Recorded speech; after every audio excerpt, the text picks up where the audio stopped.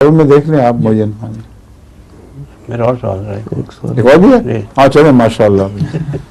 موسیٰ علیہ السلام کا جو نام ہے یہ ان کے گھر میں نہیں رکھا گیا, یہ فرعون کے گھرانے میں رکھا گیا ہے کہ موسیٰ کا مطلب یہ ہے کہ پانی سے نکالا ہوا, جو وہ بتاتے ہیں میں نے اس کے.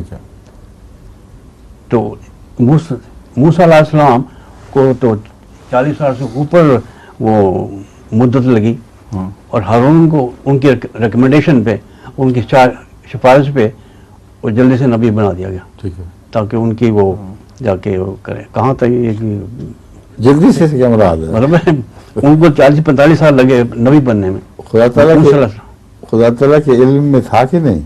مضبوط تھا جی. تو پھر جلدی کی بحث کوئی نہیں.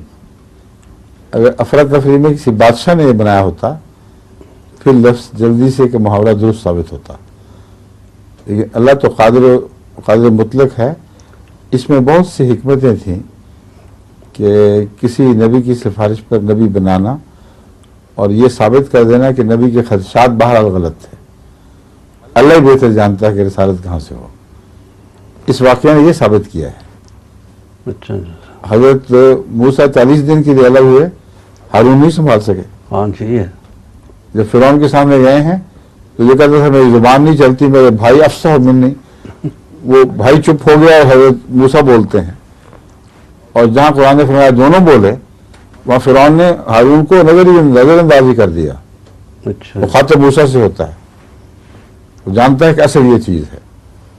تو جو ان کے اندر صفات تھیں وہ نبوت کی جلوہ گر صفات ہونے کے لحاظ سے بالکل ظاہر و باہر تھیں. حضرت ہارون پر احسان ہوا اس لیے اللہ تعالیٰ نے ان کو بھی پاکی بخشی, ایک مرتبہ عطا کیا. مگر ہر واقعہ جو گزرا ہے اس کے بعد وہ ثابت کرتا تھا کہ اللہ تعالیٰ کا فیصلہ درست تھا کہ موسیٰ ہی حقدار تھا, اور ہارون محض انعام کے طور پر عطا ہوا ہے ہارون کو نبوت. اور انعام کے طور پر, محبت کے طور پر نبوت عطا ہونا یہ قطعی طور پر ثابت ہے. آگے